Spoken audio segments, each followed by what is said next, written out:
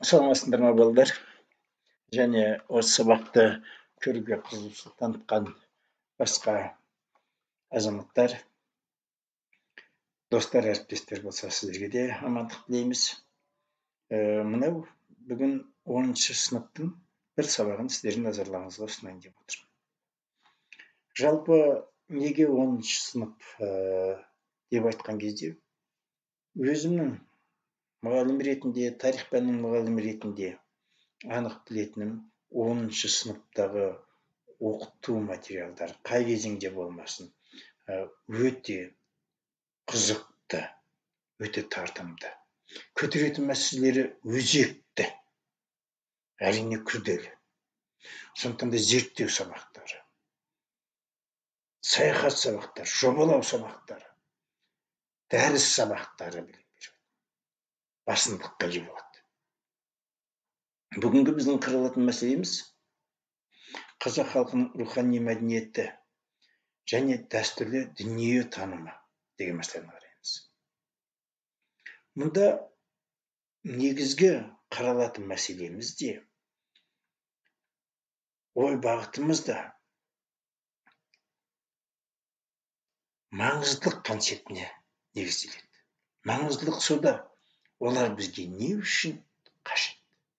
Біз оны қалай қабылдай аламыз? Осы мәселелерді. Ұқсастық пен сабақтастық концептісінде қараймыз. Мыңдаған жылдар бұрынғы қалыптасқан салт дәстүр, дүние таным. Бүгін қандай ұқсастықтары бар? Қандай сабақтастықты ұрпақ алып келе жатыр? Және осы сабақтың ең негізгі өзекті мәселесі діл дегеніміз не? Менталитет. Ділді қалыптастыратын факторларға не жатады? Оларды қалай классификациялаймыз? Неге сүйеніп айтамыз осы факторлар адам ділін қалыптастырады? Және қазақ халқының рухани мәдениеті мен дүниетанымының ерекшеліктерін бағалап отырамыз. 10 сынып оқушылары бағалау, синтез жасау деңгейіне көтерілген.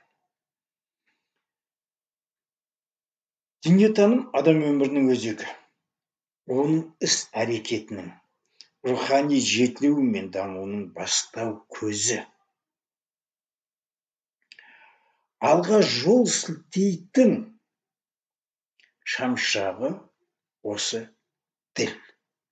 Өйткені діл дегеніміз ойлау үлгісі, ұлттың ойлау үлгісі, этностың ойлау үлгісі. Діл дегеніміз әлеуметтік топтың ойлау үлгісі. Әлеуметтік топтарға біз дегеніміз кәсіби жағынан, жұмыс жағынан деп айтамыз ендеше, таптық жағынан, мүдделері жағынан біріккен топтар. Жеке индивидтің ойлау үлгісі. Әрқайсымыздың, жеке-жекеміздің ойлау үлгісі. Ол қалай ойлаған, қалай дамытылған. Міне бұл өте маңызды. Демек, рухани мәдениеттегі қазақ ұлтының дүниетаным көріністеріне тоқталу арқылы біз өзімізге жауап табамыз. Осы орайда тағы бір нәрсеге шегініс жасап айта кетейін. Жапондықтар 19 ғасырдың екінші жартысында өздеріндегі Мэйдзи революциясын жүзеге асырғанда, барлық салаға мынандай идеологияны енгізген. Ділге, діл ақыл. Ақылға мынаны қондырған олар. Әрбір жапондық Жапон империясының болашағы үшін жауапты деген. Біздің сабағымыз, өзіміздің діліміздің неден қалыптасатынын біле отырып, біздің отанымыздың алдындағы, қазақ мемлекетінің алдындағы жауапкершілігімізді білу, түсінуге практикалық, тәжірибелік көмек береді деп ойлаймын. Және әрбір қаралып өткен топтағы мәселелерден кейін бекіту аздап болса да тез немесе басқа жұмыстарын жүргіземін, оған да дайын отырыңыздар. Сонымен менталитет, діл, жан, рух. Латындардың жан құрылымы деген сөз екен. Қазақша рух деп келеміз. Ата баба рухы дейміз. Көрдіңіздер ме? Діл ақыл екен. Демек, ақыл мида болатын болса, рухымыз да мида. Оған баратын діл мына бүкіл жүйкемізге орналасқан екен. Ділді қалыптастыратын факторлар деп біз 4 топқа бөлеміз. Адамның туған жері, өскен ортасы, білімі, дүниетанымы дейміз. Қалай қалыптасты дейміз. Мына өздеріңіз білесіздер, қазақтың ұлан ғайыр даласының басым бөлігі дала. Шынымен де қазақ даласы деп сол үшін де атаймыз. Шығысымызда Алтай, оңтүстік шығыста Алатау, оңтүстікке қарай Қаратау. Батысқа қарай Мұғалжар тау жоталары көрінеді. Ортада Сарыарқа жатыр, Қыратты. Бірақ негізінен жазық далалар. Осы жерде биосфера, Лев Николаевич Гумилевтің атмосфера история людей, история природы деген жақсы бір зерттеу кітабы бар. Сонда ол кісі де айтады, бұл өте бір қиын нәрсе дейді. Есть много явлений природы, которые человек наблюдал веками, прежде чем задумался над их сущностью. Иә, мыңдаған жылдар бойы осы табиғаттың аясында өскен адам өзінің өмір сүру кәсібін, алғашқы физиологиялық қажеттіліктерін қанағаттандыратын жылуын, тамағын, үйін, оны беретін алдындағы малын ба, жоқ басқа дүниені ме табиғатына байланысты алды. Қазақ халқы көшпенділік өмір салтын ұстанды. Бұл әрине жер құнарлы болып, суы ағып, егіне бүгін ыңғайлы жер болып, оған еңбек болған қазақ халқы жоқ. Қазақ халқы осы шексіз далада мал басын үлкейтіп, көбейтіп, мал шыдамды болды, жылқы шыдамды болды. Бағанағы туған ортасына сәйкес мінездер қалыптаса бастаған.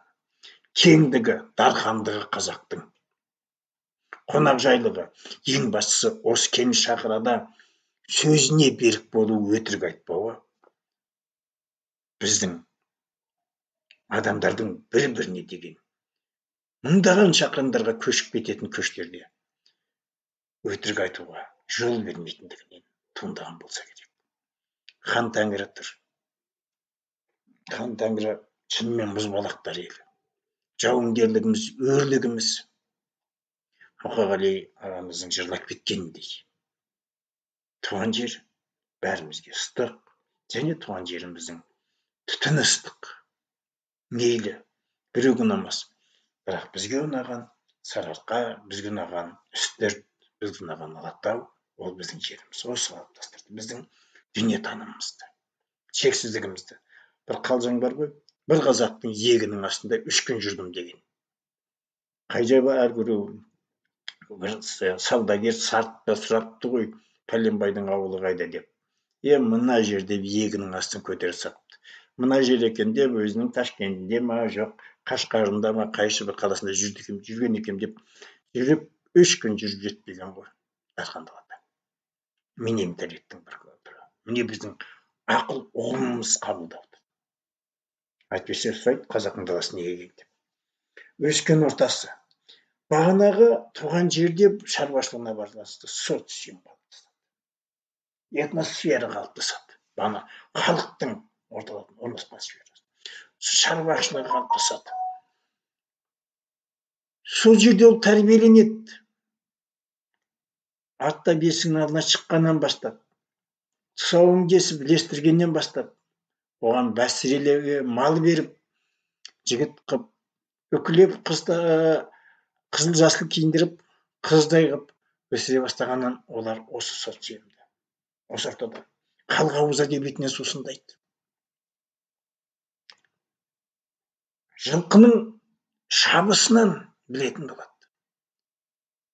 Қымыздың бір тамшысынан оның құнарын танитындай болады. Міне менталитеттің, социумның оған берген. Қазақтағы шешендік өнері. сөзге тоқтай білу өнері, ән айта білу өнері, теңестіріп, астарлап сөйлеу өнері осы көшпенді өмірдің салт дәстүріне негізделген.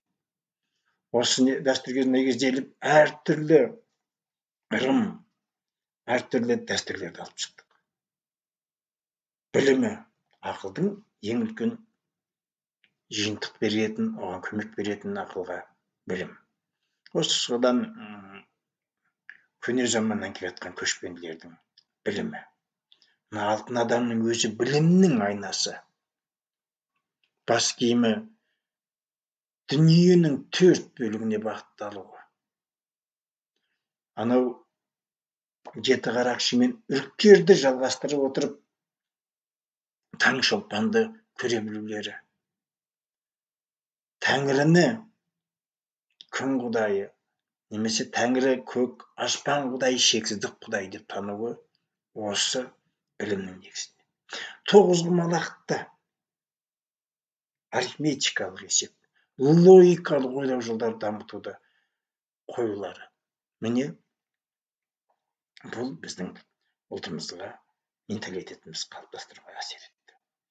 Осы үшеуінен келіп дүние таным шығады. Міне айта кететін бір нәрсе, дін бірінші болып шықпайды, бірінші діл шығады. Менталитет, ақыл, рух, жан, осының қажеттілігіне барып дін пайда болады. Көшпенділердің көк тәңіріне табынуы, бақсылық жасауы шаманизм дейді. Бүкіл әлемді табиғат арқылы тануы, бағанағы айтылған нәрсенің бәрі табиғат аясында өскен. Анау қараңыздаршы, сол жақ бұрышта менталитет деген жерде шаңырақ бар. Шаңырақ менталитет, түңлігі ашылып тұр. Сол түңлік арқылы бізге бүкіл дүние, бүкіл әлемнің жарығы құйылып түсіп тұр. Біздің қазақ үй деген пирамидамызға осы жер арқылы еніп жатыр барлығы. Байлығымыз да, жақсылығымыз да. Ендеше осы бір игерген ақпаратымызды бір қарап өтейік. Айтайын, сабақтың соңына қарай бұлардың жауабы сіздердің алдарыңызда болады. Мен оқып шығайын, сендер де қарап оқып, тез өздеріңе жауабын түртіп ала қойыңдар. Өйткені кез келген алған білім бізге өмірде қажеттілікке жарау керек. Мектепте алған біліміміз ол бізге фундамент, негіз болып қаланады. Және ертең үлкен жоғарғы оқу орнына түсіп маман болам деген кезде бұл этно-тарих, этномәдениет, этнографиялық шығармашылықтар біздің алдымыздан тест ретінде келетіні рас, соны біліп отырыңдар. Артықтың түсінігінені білдіреді. Бұны енді логикалық ойлау жолдарымен шешіңдер.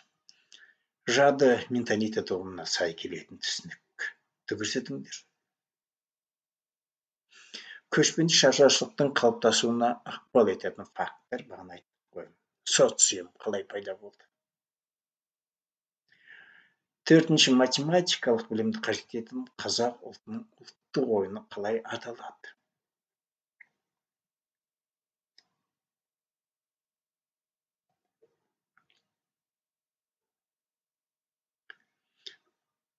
Енді біз арға жазайық.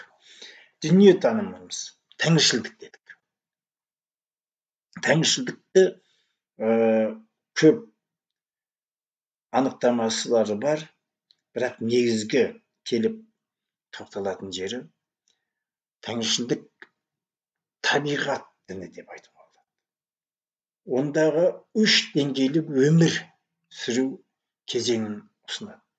Көкте көк тәңірі, жерде адам, жер астында өлілер елі, ерлік елі деп аталады. Жер бетіндегі тағы бір ерекшелік, ойға жүрсін, менталитетімізде тұрған нәрсе. Ана, әйел бейнесі қазақ халқы үшін басқа халықтардың бәрінен жоғары тұрған, оны санап көруге болады. Ешбір діни тұғымда дәл соншалықты жоғары қазақ халқының бұрынғы түп атамыз, көне түркілердің, оның алдында сақтардың кезіндегі қалған дәстүрді ешкім көтере алмады. Тіпті кедемеде күдік бар, Әли Мария ұғымын христиандар біздің Майянадан алған шығар. балаларымызбен отымызды ошағымызға отты байлықтың қорғаушысы жердегі осы умаяны деп. Көк тәңір жалғыз құдайшылықтың монотеизмнің бір типі сияқты. Сол жақтағы болмыста бірақ тәңіршілдікте тозаққа бару, жұмаққа бару деген жоқ. Аруақ бар. Аруақтар кетпейді. Естеріңде болса, 6 класста оқыған кездерінде сақ тайпалары өз патшаларын қатты құдайдай сыйынды. Олардың аруағы қорғайды деп есептеді. Тіпті күні кеше Абылайды көз тірісінде аруақ әулие деп атап кетті. Айналамызға көз ұстайықшы. Мысалы, қазір біз Алматы облысында тұрмыз. Әлмерек абыз, Шоған абыз, Райымбек батыр абыз, Өтеген батыр, қайсынамай Қарасай батыр, Наурызбай батыр, мүрделер де тұр, өздері де тұр. Бәріне осы тәңіршілдіктің дүниетаным арқылы бағалаған қазақтар. Тіпті Жамбыл атамыз да айтады, Жамбыл Жабаевты, ол кісінің жаңбыр шақыртатын абыздық, бақсылық қабілеті болған дейді.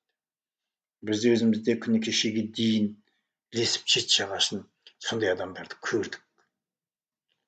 Бақсылық жасаған, қобызын тартқан, сыбызы тартқан, дауылпазын ойнап дүниемен сөйлескен, сырласқан табиғатпен. Сол арқылы медитация дейміз ғой, шешімдерін шығарған. Аруақтарды сыйлау, оларды табыну анимизм дейміз. Қазақ өте ырымшыл ғой, бойтұмар тағат. Көз тимесін деп, сөз тимесін деп, әлі күнге шейін сол ырымдарды өзіміз жасаймыз. Фетишизм дейміз. Заттарға алып кеп, мынау әулие жерден келді дейміз. Оқушылармен өздеріңіз білесіздер, Сақ қорғанның басындағы, алтын адамның басындағы қорғанға барғанда тұрған ағашқа байланып қойған шүберектер. Фетишизмнің бір түрі. Табиғатқа табынудың, заттарға табынудың бір түрі. Ондай көбігер айта беретін болсақ. Аспан әлемінде өздерінің өмір сүру салтына, соларға байланысты түсініктерді қалыптастырған. Жеті қарақшы қызды қуып баратыр дейді. Сондай өздерінің бір қызық түсініктерін жасайды. Митра, күн құдайы, тәңіршілдіктің бір белгісі ретінде. Әрине тәңіршілдік жүйеге келтіріліп оқуға түсірілген дейді. Қазіргі күндері мүмкін жасалады ма, жасалмай ма.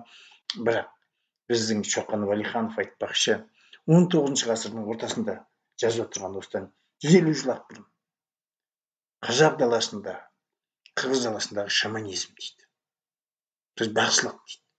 Әлі сақталып, әлі басымдылық танытып жатқан ілім, ұстаным дейді. Міне осындай мәселелерді қарайды менталитет. Ал енді екінші бөлігі 5-ші тест деп жазып ары қарай кетейік. Ежге-жеге көшпенділердің әруаққа сенуді қалай атаймыз? 6-шы көк түркілердің ашын ұғымы нені білдіреді? 7-ші тәңіршілдікте ана мен бала және байлық пен отттың қамқоршысы деп кімді есептейді?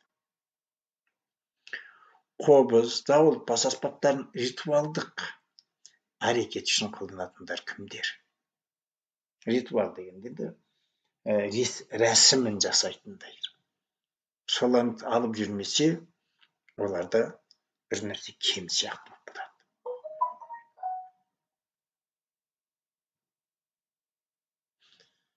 Ал белгілеп алсаңыздар, ары қарай қозғалайық.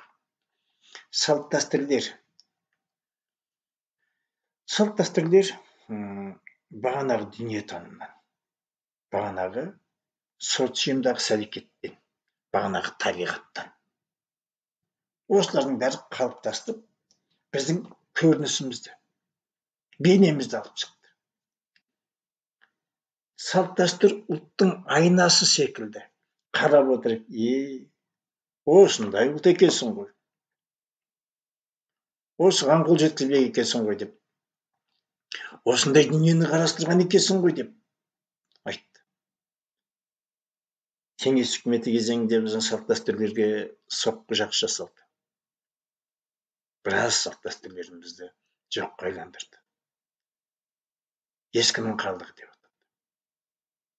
Қазіргі заманда осы заманға бейімдеп алға қарай қозғалайық десек, тағы да қауіп төніп жатыр.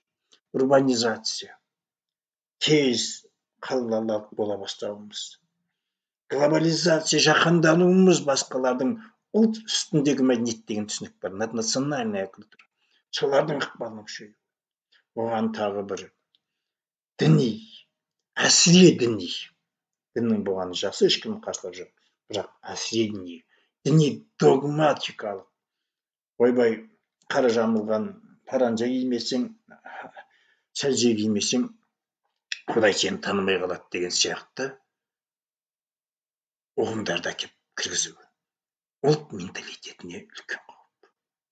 Міне сабақтың бүгін қаралып отырған мәні содан. Тіпті ән айтуға болмайды дегенде ұғымдар тарқатылыпты. Оны да естідік. Домбыраны даңғыра деп атағандар да әжептәуір елге танымал болып жүрген азаматтар. Бұл мәңгүрттенуден де жаман. Бұл зымияндық ұлттың менталитетіне, бағана ақылға жасалып отырған шабуыл. Ақыл кеткеннен кейін бітті ғой. Единица кеткен соң не болады, өңкей нөл деп Абай атамыз айтпақшы. Единицамыз ақыл, санамыз. Соған қалғандарды есепті. Мен қараңыздаршы, кәрі Абайдың өлеңін оқып шығайық. Ұлы кемеңгер абайсыз сабақ өткізудің өзі де қиын болды. Бала туса, күзеттер шілдехана. Оларда өлең айтар шулап жаңа. Бұрынғы жақсылардан өрнек қалған. Биде тақпақ мақал бар, байқап қара. Туғанда дүние есігін ашады өлең. Өлеңмен жер қойныңа кірер денең. Өмірдегі қызығың бір өлеңмен. Ойласайшы, бос қақпай елең-селең. Абай атамыздың, Абай кемеңгердің, Абай Хакимнің менталитеті таза қазақша. Және осы таза қазақша менталитеті кең космосқа ұмтылып, ғарыштық деңгейдегі ойлау дәрежесіне көтерілген. Міне менталитеттің ақыл болып отырғаны. Қараңдар, баланы туып, шілдехана күзетуі той. Бесікке салуы той. Сау кесуі той. Үйленуі, бет ашуы, құдалық түсуі, ұрын баруы, бәрі той. Алтыбақан құруы той. Жорыққа шығуы да той. Ел болып шығарыпса, ел болып күтіп алады. Тіпті өлімі өлең. Өлеңмен жер қойнына кірер денең дейді. Жоқтау айтуы қазақтың менталитетіндегі, қазақ ақылындағы, немесе қазақ дүниетанымындағы ең үлкен жетістіктің бірі. Жоқтау не үшін айтылады? Бұл дүниеден өткен адамның туған күннен бастап істеген іс-әрекеті соңғы күніне дейін. Некрология. Ешкімге белгісіз бір Құдайға бағыттай жасалған дұға мейлі ғой, оқыла берсін. Оның кімге қабыл болып, кімге қабыл болмайтыны белгісіз, бірақ тірі адамға кімді шығарып жасың? Кім кетіп баратыр деген мәселе. Қазақта айтады ғой, тірі адам бекен, өлген жерлеп жатқандар жоқ, өлі адам бекен деп әлгі қария жіберіп шу болатынды. Тірі адамның өлімі артында ұрпағына үлгі болатын деп бар. Сонау Шыңғысханнан өзім оқығанды айтамын, Шыңғысханға арнап шығарылған жоқтау.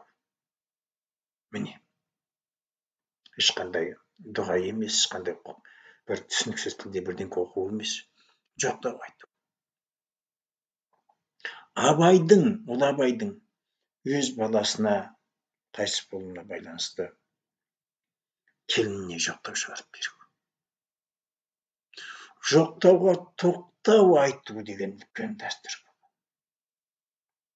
Мұхтар Әуезовтің осы Абай жолында бөжейдің өлімі, сондағы айтылатын жоқтау мен тоқтаудың кішкентай ғана өзіндісі